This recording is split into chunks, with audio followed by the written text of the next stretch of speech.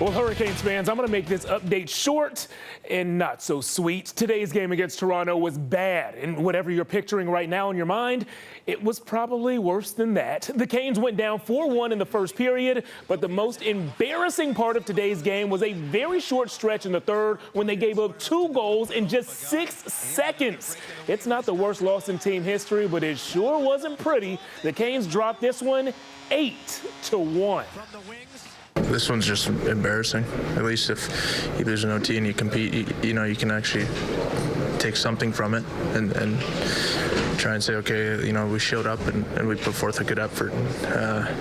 These ones are just embarrassing. Just embarrassing. Ouch. The Canes are back on the ice Thursday against the Predators. To the NFL, where this year's Pro Bowlers were announced tonight, the Panthers had one player voted to this season's Pro Bowl game. Luke Kuechly will represent the team. That's good news, and so is this. Linebacker Thomas Davis had his 2-game suspension for this illegal block reduced to just 1 game. To hoops, where the Wolfpack took on a school called Robert Morris. Sounds like the name of Zach Morris's little brother. And kids, if you don't know who Zach Morris is, you need to find a computer, Google the show Saved by the Bell. Trust me, it's a must-see.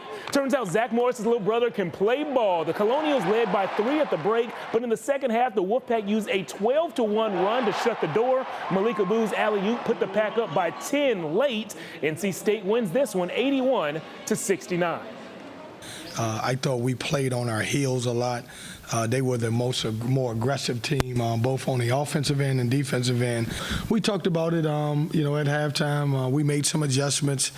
We decided to switch a few more screens, and obviously we made it tough for them. Made it tough for all of them. Screech, Slater, Lisa Turtle, everyone. Next up for State is Jacksonville on Friday.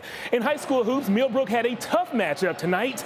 Undefeated Leesville Road. The Pride had a freshman sharpshooter named Carter Witt. If you challenge this kid to a 3-point contest, you're going to lose. Carter finished with 24 points on the night. Millbrook's Adrian Scarborough got the buzzer beater to fall at the end of the first, but Leesville Road is just too much. Jalen Benjamin finished the night with 20, and the Pride win again, 87-70.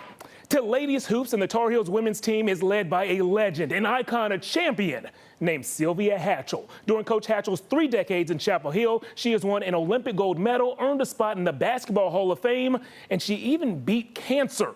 To put it simply, this woman is amazing. The next item on her list is to get career win number 1,000. How's that sound to you, Coach?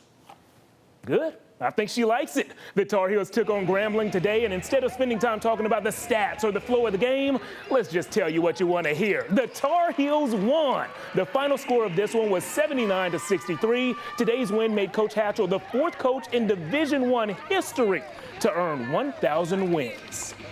There's so many things now besides winning. Now, winning is important. There's no doubt about that. But, you know, the last few years have, you know, really made me realize that how blessed I am. And, you know, I've often said, you know, we are blessed so we can bless others. Love that quote. The guys who have won 1,000 games, Coach K, Tara Vanderveer, Pat Summitt, Sylvia Hatchell, and believe it or not, tonight, UConn's Gino Auriemma also got his 1,000th win, making him the 5th coach to reach that milestone. Speaking of coaching legends, as Arkansas State assistant football coach Kyle Seflo doesn't have a legendary record, but he does have a legendary wardrobe. That's him wearing a Christmas sweater on the sidelines of their bowl game. I might be in the minority here, but guys, I got to tell you, I like his style. I mean, big green dinosaurs, cool. Football, cool. Why not mix the two? Is there any chance that came from the Sean Maroney wardrobe collection? It would have a lightsaber there, too. Very nice. Very nice. Of course. All right, we're back after this break and look at your forecast.